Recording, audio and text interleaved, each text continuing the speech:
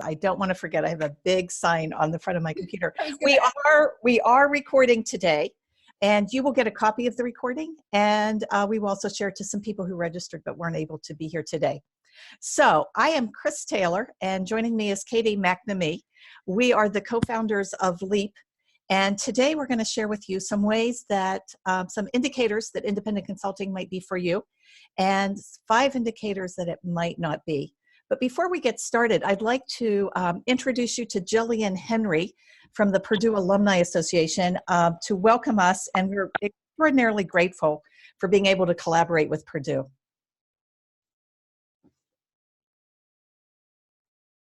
Hi, Chris, and hi, Katie, and hello to all of our alumni out there. I'm Jillian Henry, and I'm our Vice President for Organizational Development.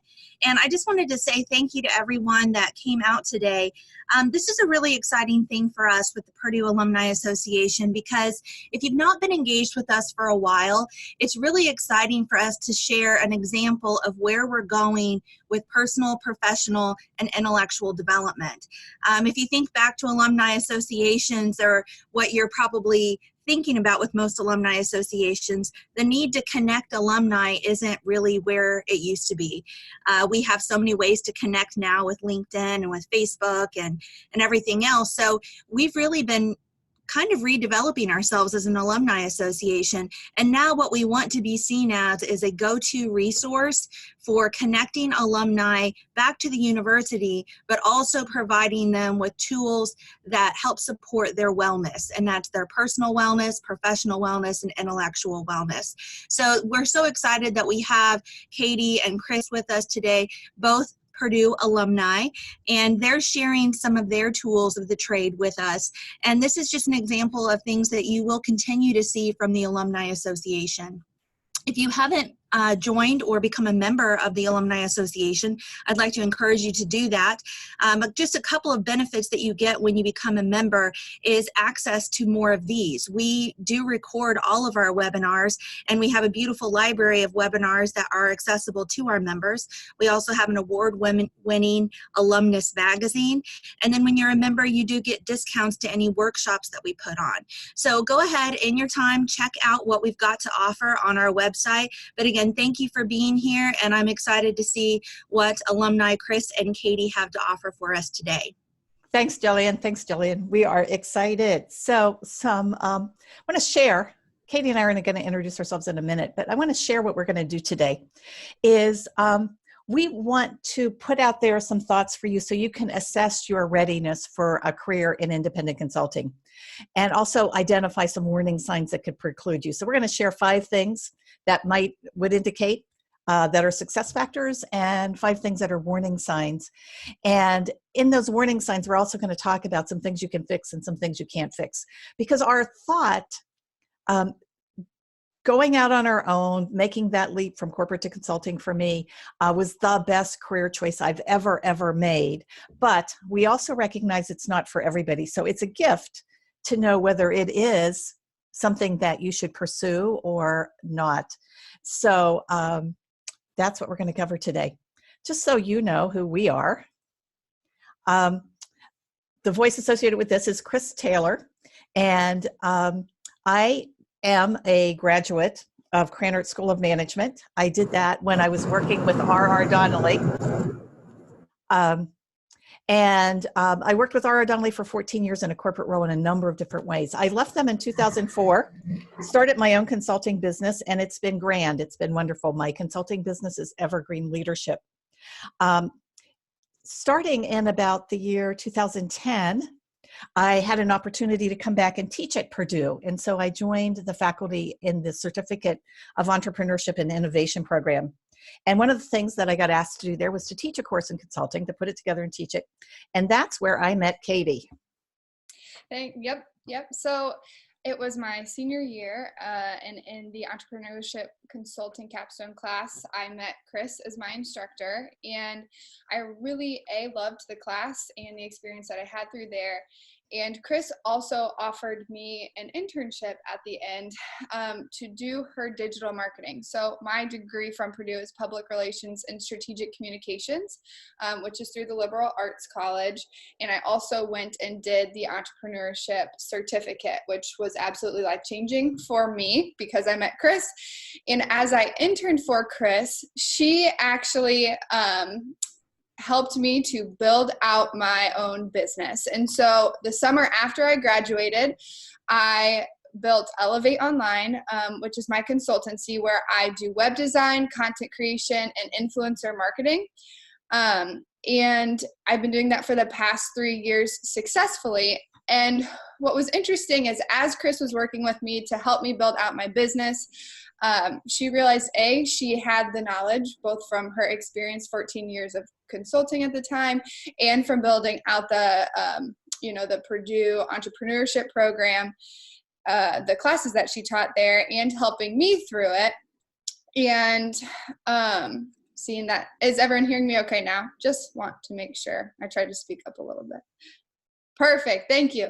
Good. Yeah. And so Chris and I partnered together in 2017 to create LEAP, which stands for Leverage Your Experience, Achieve Prosperity. So we believe that through consulting, people can achieve this really great balance of work life, of control over their time, over their income.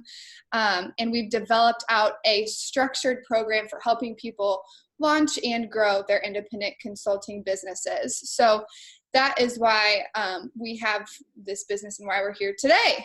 So to help you get a clear picture of what an independent consultant is, there used to be kind of this joke that an independent consultant was someone who was between jobs. So we're kind of throwing that definition to the wind. And what we're really talking about is a person with extensive or specific professional expertise who provides these professional services to a variety of clients by setting up their own small entrepreneurial business.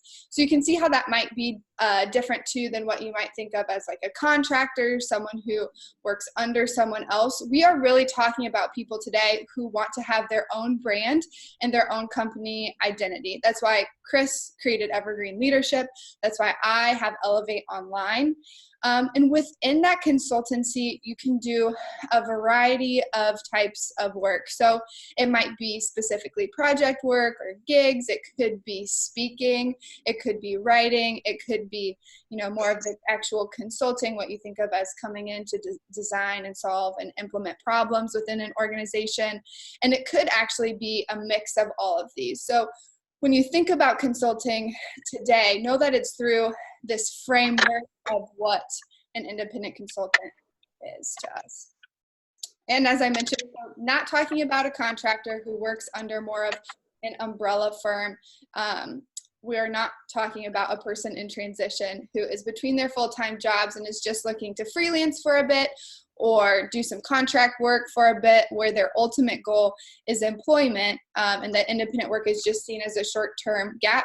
We're really focused in on people who want to do this full-time, like Chris and I, and make this their career and their living. So today, to start things off, we would love to hear from everyone who's on this call and see kind of where you are in your consulting journey.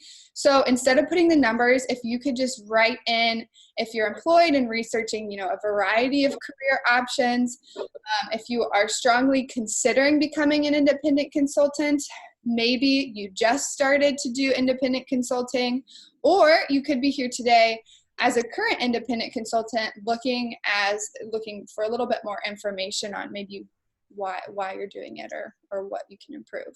And we got a nice mix. We have somebody that's very much a two. That's fun. Yeah, and it'll be nice for us to see that. It also helps us, talk into some different areas throughout this presentation. And you get to meet other people who are in the same spot as you. We love a good community here at LEAP.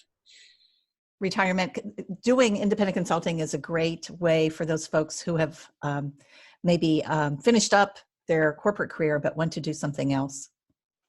Awesome. Yeah, we have a few people in that position. Okay, Chris, yeah. off to okay. You can keep answering. Yeah, absolutely. So one of the things that we firmly believe is that the time is now, that there's, due to a number of factors, a unique place in professional careers where people are able to be an independent with your own brand, with your own either, solopreneur or small firm. There's a number of factors that are contributing to that. It's technology, it's the way that people are looking at how they manage workforces, it's the explosion of information. So there's a lot of factors that are influencing it. But the interesting thing is not only is that something that we believe personally, Katie and I, but we see it in the numbers. By 2028, over half of the professional workplace is going to be independent. Now, that will be some people who are contracting and some people who are freelancing, but the trend is clearly there. Folks that have professional skills that are doing them independently are the fastest growing segment of the workforce. And the interesting thing is that many people who come out of programs like Purdue, where you're top, you go to some of the top universities, are choosing to enter independent consulting right out of college. The old model would be more like the one that I followed, which is I get my degree, I go to work for a large company, I get some experience, and then I launch, I feel like I've got my feet under me. Millennials are the fastest growing segment of people working independently. And Katie's a perfect example of that, of moving right into consulting. So I believe that the time is now. There are lots of reasons, individual reasons that people want to do that. The first is what we hear most often, and what was really true for, I think, both of us, is the ability to have some control and flexibility over our lives. You don't have total control, but you have a lot of flexibility. You can choose how much you want to work, who you want to work with, what type of work you want to do. I have the ultimate flexible schedule.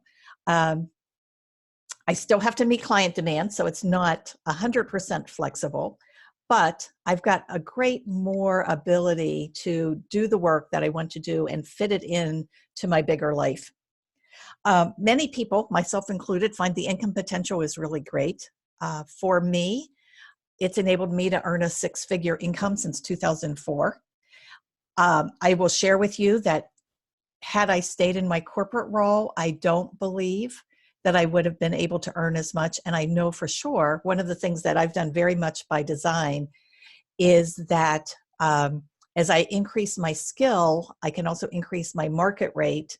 And so I've been able to really bump up my income significantly in ways that I wouldn't if I was working with an employer and getting a 2% raise or a 3% raise or a 4%. So income potential is a draw. The reason that I started was to do more of the work I loved. I loved working with organizations in transformation efforts. And I could tell after reorganization, I wasn't going to be able to do that work anymore. And I was compelled to come out and do the work that I love. The other thing that I think draws people to this work is just, it's a challenge. That there's always something new to learn, whether it's something new in your field, something new about a client. It's never the same any old day. And there's just always something if you're that person that always likes to be learning and always like to reach that next level. So here's how we're going to segment the rest of our time. We're going to share with you 5 ways to tell if independent consulting is for you, 5 traits that people that are highly successful as independent consultants have. And then we're going to share 5 pitfalls or 5 warning signs. We're aiming to wrap up both of those conversations by about 10 till the top of the hour. And so we're going to leave those last 10 minutes for questions. So if you've got questions, put them in the chat box. So let's start with 5 ways to tell if this is for you. This is, I think, the most critical factor is you must have marketable expertise. And those 2 words are chosen with great care. Number 1, you have to have expertise. You've got to be good at something. And the second part of that, it needs to be marketable. There needs to be some demand in the marketplace for somebody that does what you do. So with that, your skills really need to be relevant. It can't be things that only, one company out of 10,000 needs. So you've got to think about relevancy. You've got to think about the demand for your skills, and that asking yourself, are the skills that you possess, is your expertise something somebody would outsource or look to a consultant to do? The other question, and this gets really hard for some people who've been in one company or industry for a very long time, is that your skills have got to transfer across all industries. So for example, in the industry I was in, we had some highly skilled people who had some very, they were looked to, they were leaders, but they did such a niche thing in our company that nobody else would ever look to hire them. So that one's a little bit tougher. And then the last one is that you've got to be good. People are not going to hire you if you're not very good. So this means you've got to be, you don't have to be the best, but you have to be good. It also means, I have a number of people who often say to me, I wish I could do what you do, but I don't. The thing is, you've got to learn how to do it before you launch. This can't be something you're aspiring to do and you're going to learn it on the client's dime. You learn it, you get better at it within each engagement, but you've got to be good. So in these two circles, we've got two different examples. The green means go. Right now, and these are just 3 examples, I could put in 100. But if you're doing something in micro learning, that's hot right now, cybersecurity, big data. Warning signs, if your expertise is so very niched, so very company specific, if you've got great IT skills, but they're on platforms that are going away. And then the last one is if you're doing routine tasks, even if they're complex, because artificial intelligence is going to threaten that pretty quickly. So perhaps you're really good at accounting and closing the books, but that may be one of those tasks that AI will threaten.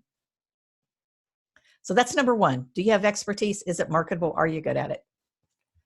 Awesome. And so now moving into the second way to tell if independent consulting might be for you, we like to think that independent consultants should be self-starters, and that's for a variety of different reasons. So that fire in the belly kind of needs to be there, because with great freedom, your own business, scheduling your own time, comes great responsibility. So when you are an independent consultant, you will have to set your schedule day in and day out. You'll have to be responsible for not just, making client meetings, but setting client deadlines, making sure that you hit those. And that comes with a lot of responsibility in the time that you spend and in what you're doing in each day.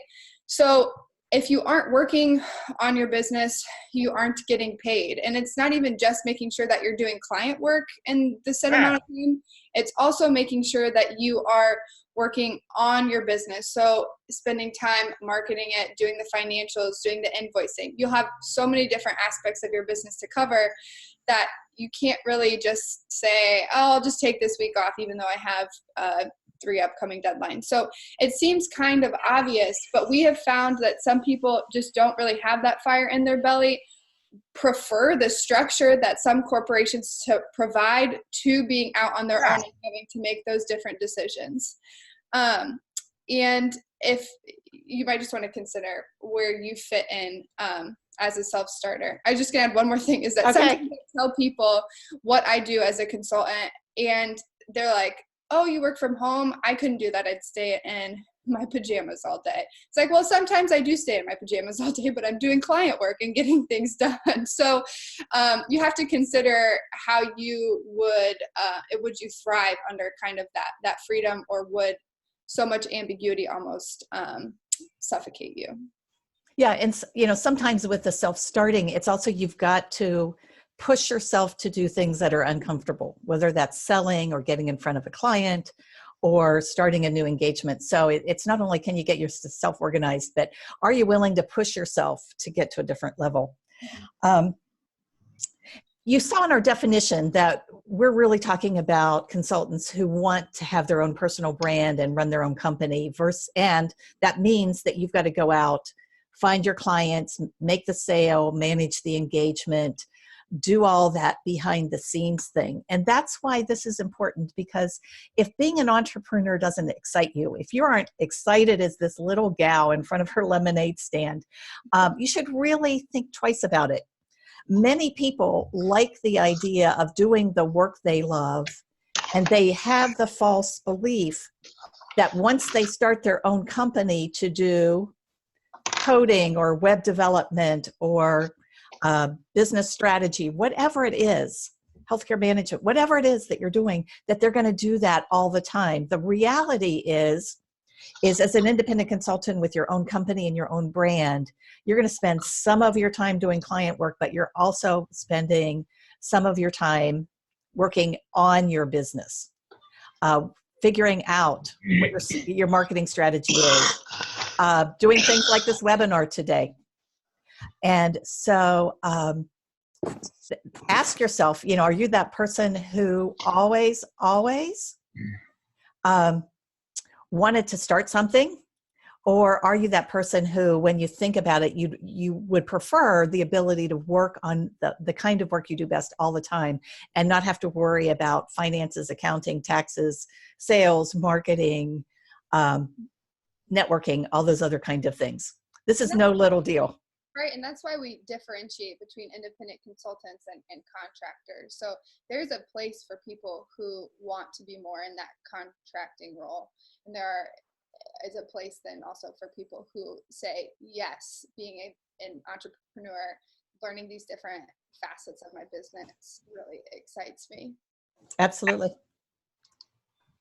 Awesome. So another way you might be able to tell that you would be a good fit for independent consulting is if you want to take your life back. So many LEAP clients feel a certain way in the corporate world. So a lot of the people that we've worked with who've gone through some of our programs feel this way. And I wonder how many of you can relate. So are you feeling overwhelmed? On call 24/7? Do you feel unable to control the work that you do and how much of it is coming at you all at once? Do you feel like you can't control the people that you work with? And so you most likely do. Most people feel that way, at least one of those, relate to one of those different things. And consulting offers you a way to take control of your time and take control of your income, take control of who you're working with, take control of what you do, and overall take back your life. So we, both Chris and I, something we really like to do is travel and to explore different places in the world. And so one thing that independent consulting has allowed us to do is take that time to go and to travel a bit more. And so the reality is that it's still a lot of work. Like it's not like we're saying when you become an independent consultant, suddenly it's all flowers. You get the perfect clients, you get the perfect projects. You get to pick and choose, but you get to do it on your schedule, which is super important. So I still sometimes have 60 to 70 hour weeks, which I know is something my husband does as a CPA, and he's in the corporate world. But what's great about my 60 to 70 hour weeks is I directly see the impact of my business. I've most likely scheduled it that way because then I can go and make that time for myself in other ways. So when we are traveling, we do heavy work before. Sometimes you have to do a bit during and crazy catch up after. I'm in one of those weeks right now, but it's all on my own terms because this is my business. I'm structuring it how I choose to. And it feels like I just have my hands on the steering wheel more than if I was in the corporate world being given projects, being given these deadlines. I'm able to come in as a consultant and set it up to work with my life. Great description. The fifth indicator would be that you thrive with variety. I can't tell you the number of peers that I have in consulting that we all have this almost ADD, or we have this need to continually be challenged with new things. There is not one day in my last 14 years that have been exactly the same. And so you've got to be able to be the person that likes that idea that things are constantly changing, that with each new client brings on new challenges. With each, you finish up a client engagement and you shift into marketing mode. So there's just a lot of different things one does in running their own practice or their small firm, including the work that you love. But even that has variety because every client is extraordinarily different, every situation. And so it's, if you're a person that really likes stability and likes to know what you're going to be doing 3 months from now, this is not for you. But on the other hand, if you get bored pretty easily, you like a challenge, it may well be exactly the thing for you. All right, so now that we've gone through the different ways to tell if, yes, you've passed all 5, looks great, you want to continue to explore independent consulting, we now have some important warning indicators that independent consulting may not be for you. And I'll preface this before we start that at the end, we will be talking about some of the ways you can overcome these indicators. So they're not complete non-starters, but they are things that would be obstacles to you starting your own independent consulting business. Perfect. Awesome. So very first, if you lack verifiable credentials, then you're most likely going to have a hard time starting your independent consulting business. And so what we say as verifiable credentials are essentially outside validation that tells potential clients that you can do what you say you can do. And so we have a lot of Boilermakers here on this call with us. And so you all have what we consider our first type of verifiable credential, which is a degree in what you do. So that kind of offers like a base proof that you have gone through education. Boiler up, saw that in the comments. And that's a great verifiable credential to have. But there are some others you can have as well if maybe you aren't even working in the same field that you got a degree in, because we know that that is a thing for people too. So certifications in your area can also provide that validation that you can do what you say you can do. I've done some digital marketing certifications, just nice to have in your pocket to A, do further education, and to B, just back up some of your claims. But what we consider one of the most important criteria for independent consultants would be either recommendations, testimonials, or some sort of portfolio that you can demonstrate to potential clients. So, the easiest referral is a warm referral from someone else. We'll talk about network in just a little bit, but if you can have other people who can validate what you can do to a potential client, that is a big credential to have. And then our last type of verifiable credential would actually be thought leadership. So maybe you could start a blog on the different, on the topic of the type of consulting that you want to go into. Maybe you want to write a book. Chris has done that for Evergreen Leadership, and she's doing that for Leap right now. A little plug for our upcoming Leap. So it's important that you have these when you go into any sort of, potential client, talking with a potential client.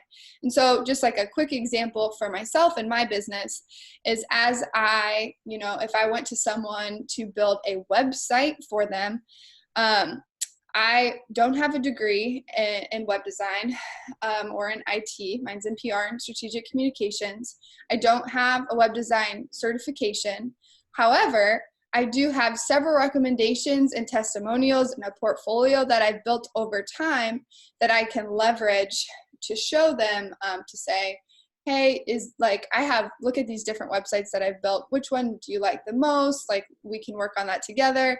I have people who introduce me saying, hey, this person built my website. You said you were looking for a website. Here's a designer for you. And I also have some thought leadership. I don't do a lot of blogs, but on my LinkedIn, I can demonstrate different portfolio pieces and kind of write about how I would do things in my own way. So you don't have to have all 4 to be a perfect consultant, but you should have a few main pieces of verifiable credentials that you can use as an independent consultant. Yes, and we have a great example in the text box of somebody who was offered a coaching service and they said, no, you're not certified. So people look for that. Yeah. So as a independent consultant, your expertise that's marketable is number 1. I think your second biggest asset is your network. And here's why is, as an independent consultant, as a professional coming in, offering professional level skills, people want to do that kind of work with people that they either know or they trust, or that they know somebody else that knows them and trusts them. And in order for you to get referrals, in order for you to get known in your field, in order for you to get the opportunity to even have those beginning conversations with clients, is you need to have a network. Now, I will say to you, I am the poster child for having the worst network ever when I started in 2004.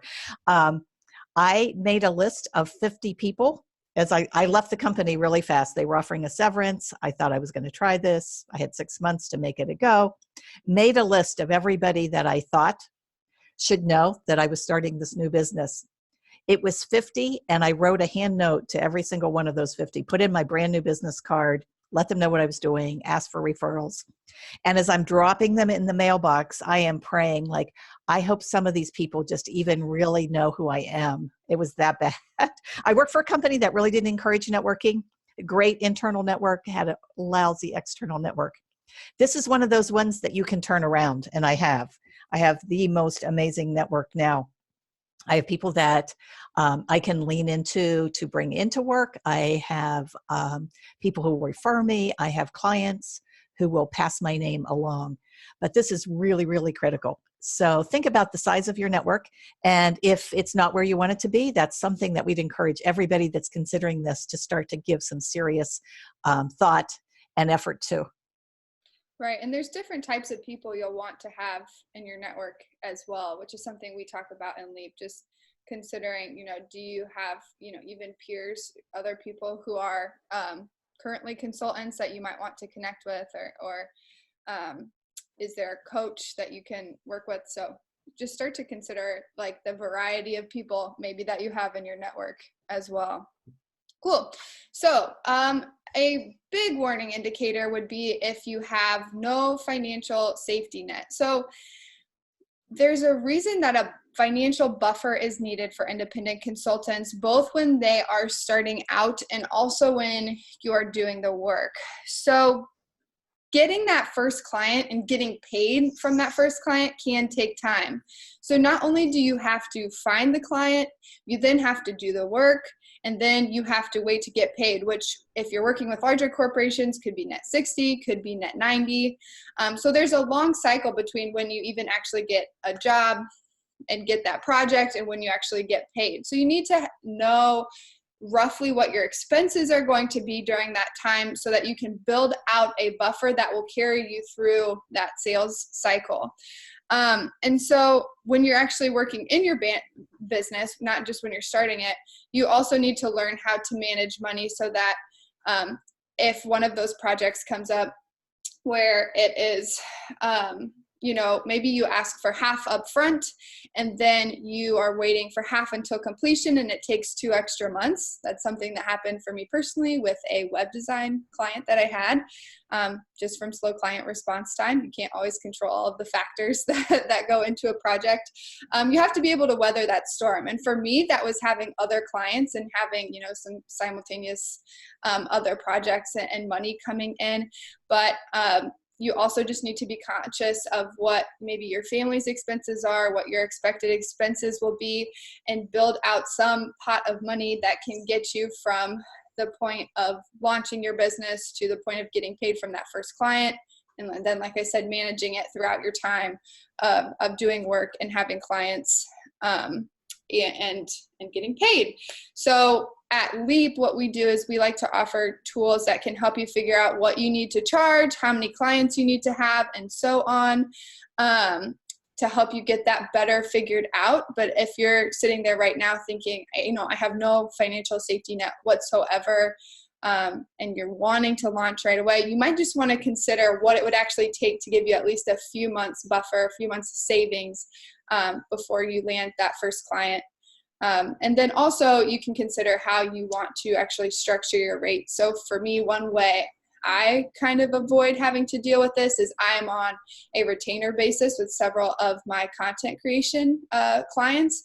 And so I know monthly when that paycheck is going to come in, or I know at least, hey, I'm billing now, a month from now, this is when I'm going to get it. And I'm on a schedule. So there are ways to structure your business around this issue once you get into it. but it still is something you'll want to be conscious of up front. Yeah, and a number of people are going to approach this different ways. For me, it was a severance package that gave me a 6-month window. And I was like, at the end of the 6 months, I'm going to look for a job if I can't make this a go. We work with another lead client who has downsized her house, paid off all her credit card debt while she's still employed so that her expenses are really low for her startup, which hasn't happened yet, but she's going to be very well ready for this. You'll hear lots of different opinions about how big of a buffer you need. Anywhere, the shortest I've heard is 3 months. The longest I've heard is 5 years. I think the right answer is probably up to you and your expenses. And then, projecting, understanding what other sources of incomes so I don't think anybody could say it's 3 months, it's 6 months, it's a year, but it's certainly a question that you've got to wrestle with. Mm-hmm. So, fourth factor, and this one is a really tough one. And this is one that I don't see as very, very fixable because it's more of a personality trait. But if you have a difficult time making decisions in ambiguous situations, I would steer you away from stepping into starting your own business and doing independent consulting. There are very few things in my business, or as I do work with clients, that are cut and dry, yes or no, black and white. And it starts early. Even before I had a client, I had to decide on a company name, figure out what services I was going to offer, figure out how much to charge, figure out who my ideal client was. I mean, there's a ton of stuff right at the beginning, and there's no right answer. You've got to just start with something and figure out what's working and what's not. I mean, certainly with Leap, we've done that. We've tried a number of things. We just got a good starting point. And there's nothing that says this is exactly what you should do or do this or that. So in the running of your business, there's tons of ambiguity. And then you factor into that the tons of ambiguity that comes with client situations. And it starts with that first potential client conversation. What is it that they really need? They're saying they need this, but is that really what they need? What are they thinking about me? Who else are they considering? How do I put together a really good proposal for them? What's going to best meet their needs? And then once you get it, you're in a situation where you're trying to figure out how to navigate within this organization where you've been dropped in to help them do something. So ambiguity abounds. And this is one of those questions that I'd ask yourself of how is it that you are when there's not one known answer, when you can't rely on data or an algorithm? Can you figure your way out? Can you land in complex and unknown territory like a client site and figure out how to best serve and provide the client what they need? If you're not quite sure whether you can do those things or not, just pay attention in the next few weeks and think about those times where the answer is not evident and you've just got to take the data that you have and make a decision and move forward and adjust along the way. And I suspect if you pay attention to those times where you're thrown into ambiguity, you'll start to see if your natural tendency is to try to avoid those at all costs, or if you can be in the flow of it. This is a biggie. This next one's a biggie too. This is a biggie. So the fifth and final indicator that consulting might not be for you, or something you'd have to work through for your consulting business, would be if promoting yourself and selling absolutely terrifies you. So in order to get paid as an independent consultant, you have to sell your services. And so there is a difference between being somewhat afraid or nervous about promoting yourself and selling, and a different, like being terrified and thinking, absolutely not. I could never go out there and have these sales calls. I could not go on LinkedIn and start promoting myself at all. And I think one reason people kind of have this fear or nervousness around it is that selling sometimes has somewhat of a sleazy connotation to it. And so what we teach at Leap is trust-based selling, which is where we say, if what I'm proposing to you does not help you, does not move your business forward for you, or I don't want to do it. So we only want to work with people when we know we are going to be helping their business. I'm only going to put this proposal to you if I truly believe that what it's going to do is help your business grow. And if you find out even along the way with a client that, you know what, I might not be the best person for this might not be the best service offering for you, even rescinding it and saying, hey, I'm going to refer you to someone else who I think can serve you even better. And so I used to be very nervous about selling a website or selling my influencer marketing services. And it was this mindset that Chris taught me and that we teach through LEAP that really helped me turn this around. Fred says you must believe in yourself. And that's absolutely true. Believe in yourself and the value that you are providing to people. And so when you really start to get that mindset and actually practice that mindset, actually go through some of those different potential client interactions, I found personally that the fear just isn't there as much. But if you think that you absolutely could not get over it, even with learning kind of this technique of reframing selling as actually just more of a partnership to work towards the best for this potential client, then independent consulting might not be for you. It'd be hard to make money as a living if you can't sell your services or promote yourself. Yeah. Right. And I would add in that I think selling your own consulting services is even harder than selling a thing, right? A car or a house or something else that's outside of you, because it's you and it's what you offer and it's your value. So there's lots about this one that trips people up. Well, and Craig said too in the comments, you don't sell to a client, you collaborate, Yes. which is absolutely true. We use something called discussion documents where we just work with our clients to help to figure out what the best partnership would look like with them. So exactly. Yeah, absolutely. Awesome. So the good news is about these indicators, as I've been saying from the start, is that they're fixable over time. If you want to just run through all of them. Sure. Awesome. So you can build your credentials and expertise. You can make a stronger network with a focused effort on it. You can build out that financial safety net and buffer. You can also try to learn how to make decisions. I think it's kind of hard because it is hard. A personality thing, but you can make a focused effort on just going with the decision rather than just leaving it in ambiguity. And then you can also learn to overcome your fear of selling, reframing it, and learn how to do it good enough to get business for you. So yeah, the key question I think becomes, are you willing to put in the time and the effort to do it? Right? Because you can do these things. The question is are you willing? And especially if they're not your strong suit. Right. Building a network is no small thing. It takes a lot of very focused time and effort to do. Yeah. An example.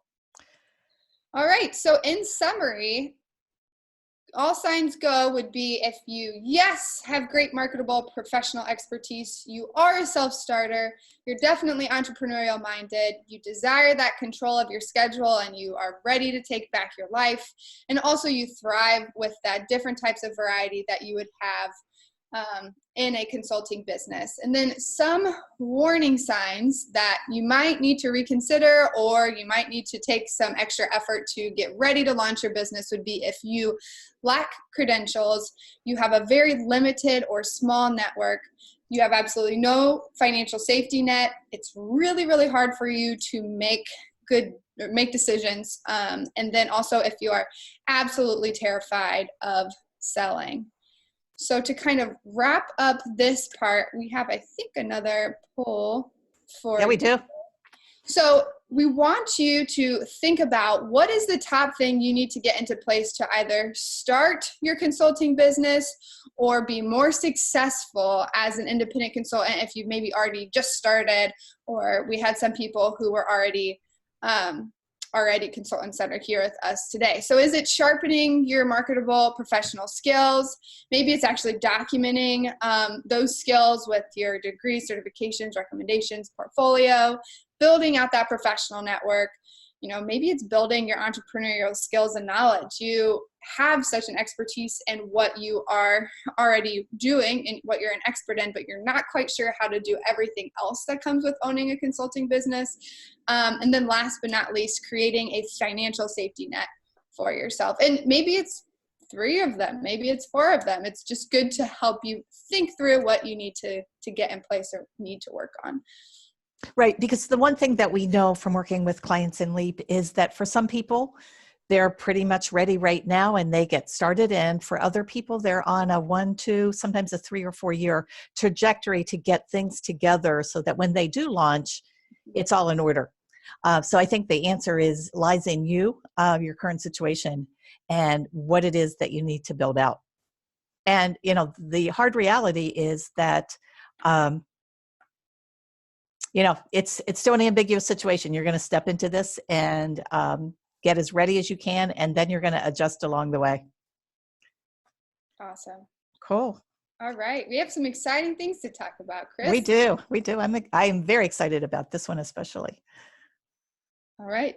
You take it away. Okay. I will talk about it then. So in partnership with the Purdue Alumni Association, Katie and I are going to do something we don't normally do. Normally all our work is virtual, but we are going to do an in-person 2-day workshop held on 2 Saturdays, 2 consecutive Saturdays in August, the 17th and the 24th from 9 to 4. It'll be at the Alumni Center. You can see that there's a nice discount if you're a Purdue alumni member. So we encourage you to do that. In this 2 days, this is really for those people who are just early in their launch or want to get prepared to do a launch.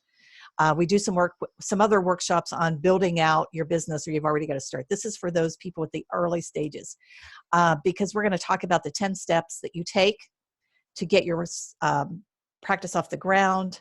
Will help you assess your readiness and really put together a plan. So some of the things we talked about, some things a little bit deeper, but help you put together an individualized plan for that. We're going to help share some consulting income streams and help you think about which ones are right for you. Help you get words around your expertise so that it's business focused and it's got a client lens. And we'll do some work on, we've got tools for all of this, assess your network, and then put together a strategic networking approach, create your first marketing plan, and then figure out what your go-forward plan is. So you can tell by all these plans, it's going to be hands-on, roll up your sleeves. You're going to come out of there not only smarter, but ready to execute against that. So that's coming up. There's a link at the bottom of this. We'll also send out a link and a follow-up email. And we encourage you to sign up because August 17th is coming up pretty fast.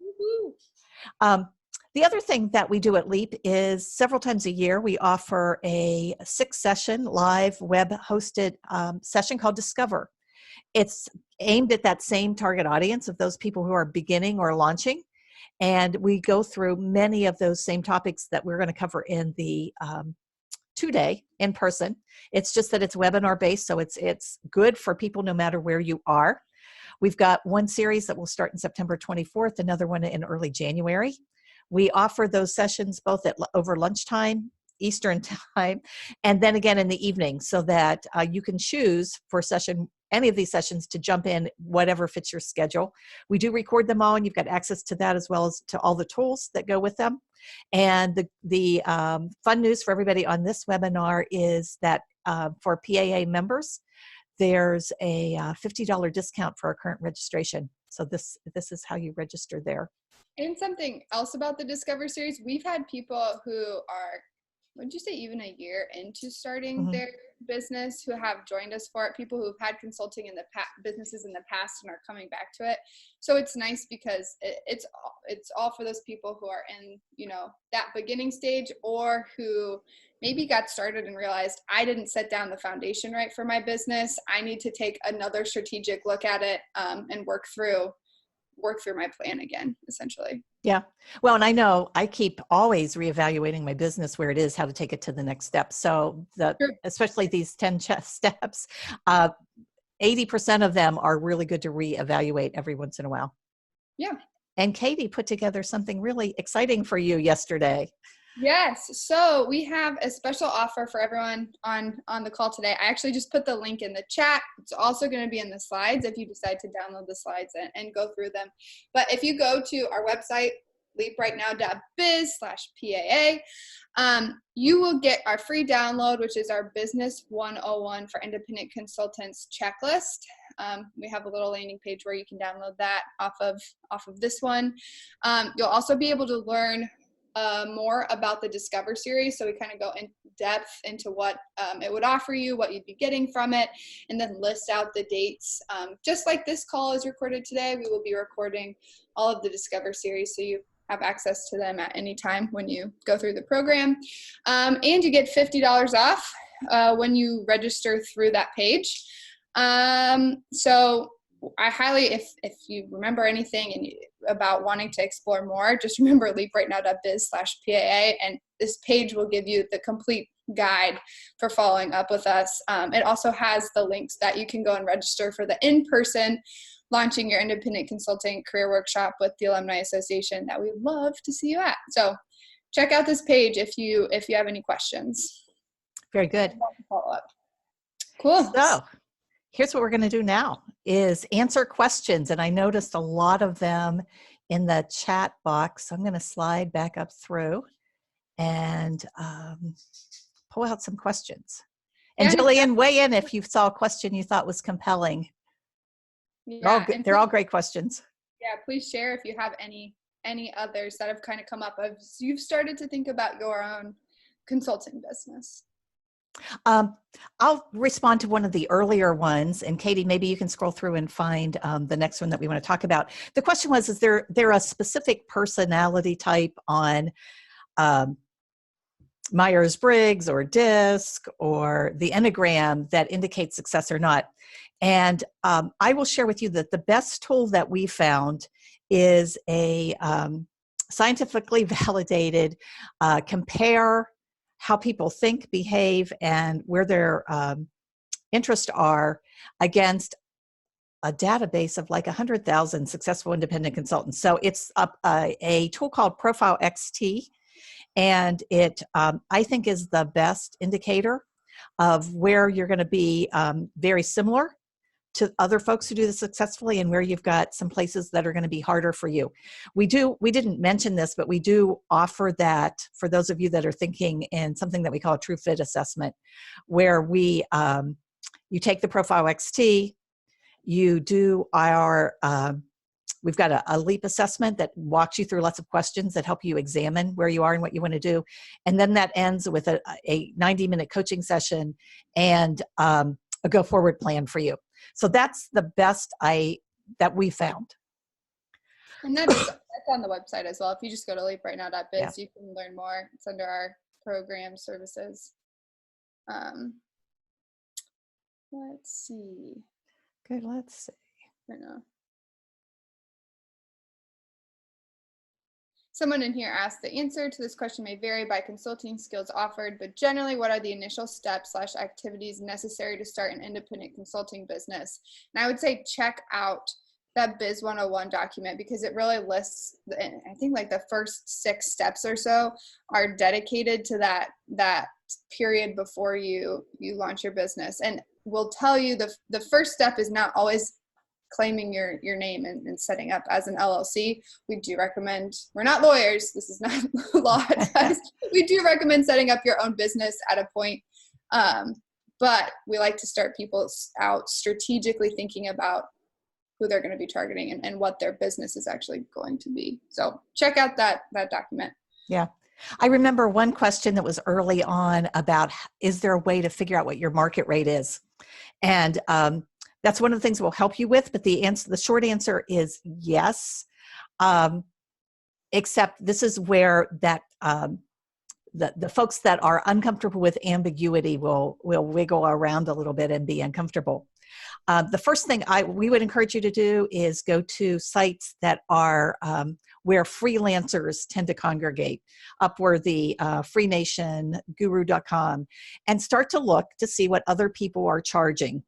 So do some market research out on the web.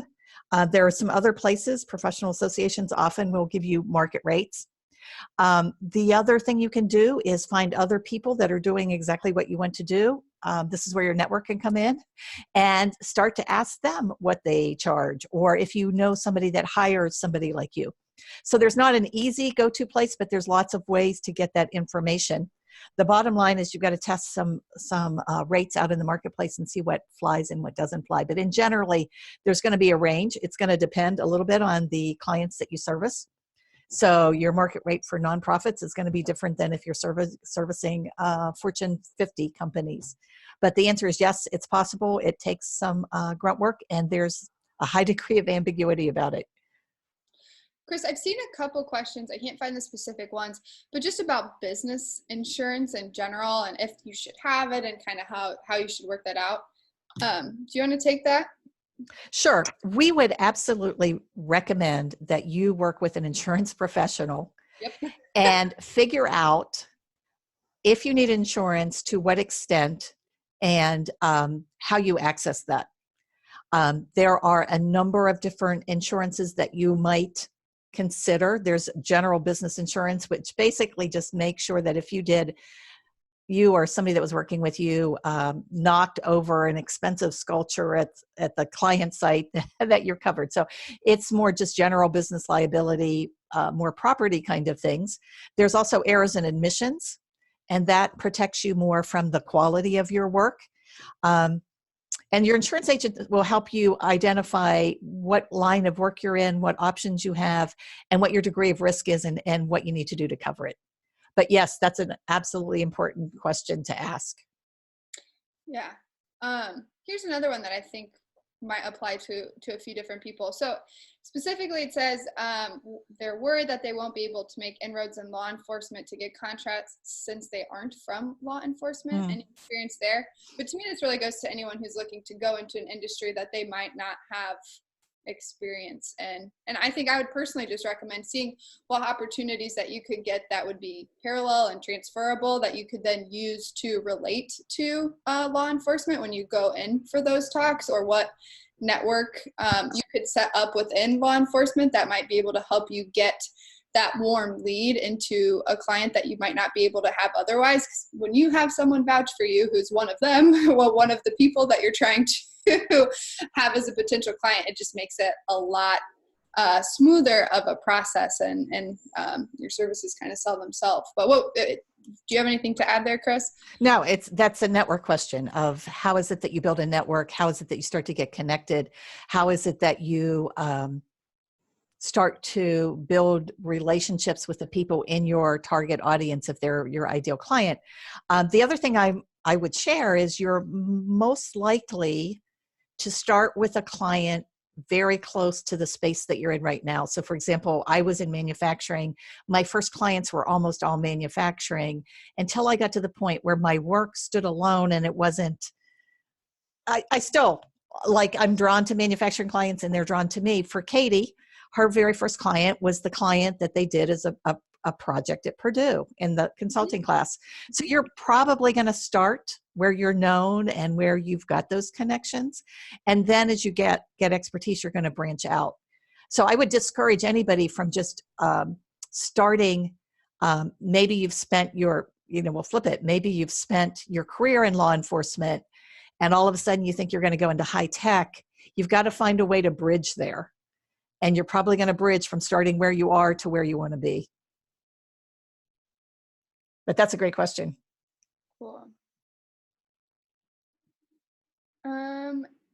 Someone asked if you can recommend good websites for freelancers to post their services or look for possible client fits.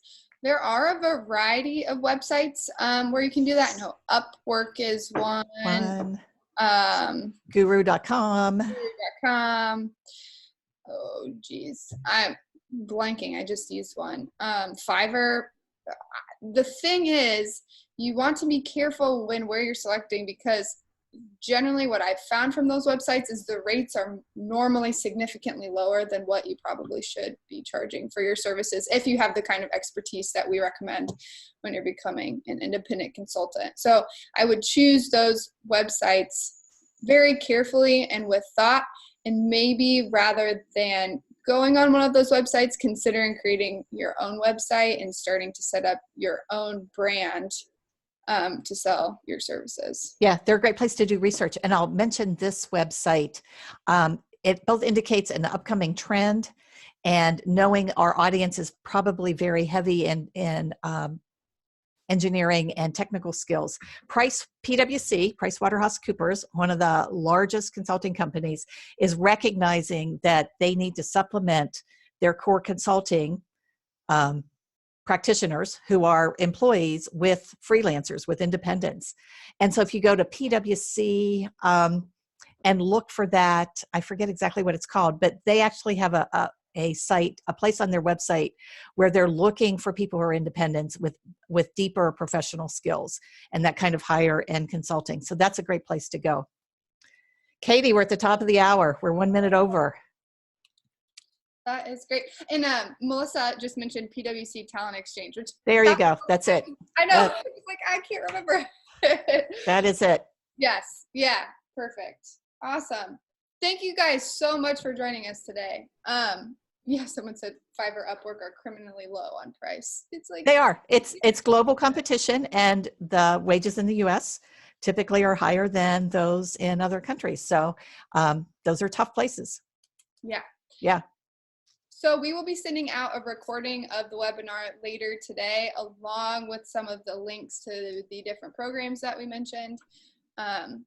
Chris, anything else from you before we? No, I just want to say a sincere thank you to everybody that took an hour out of their day to think about where their career is, where they'd like it to go. And Katie and I just hope that for you, you make the right decision for you. It may be to pursue independent consulting. It may not be, but make an informed decision and make one that's good for you.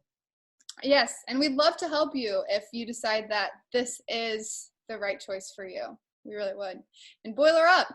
Yes, boiler up. And thanks again to PAA for hosting this. Yeah. Okay, I'm going to end the recording, but you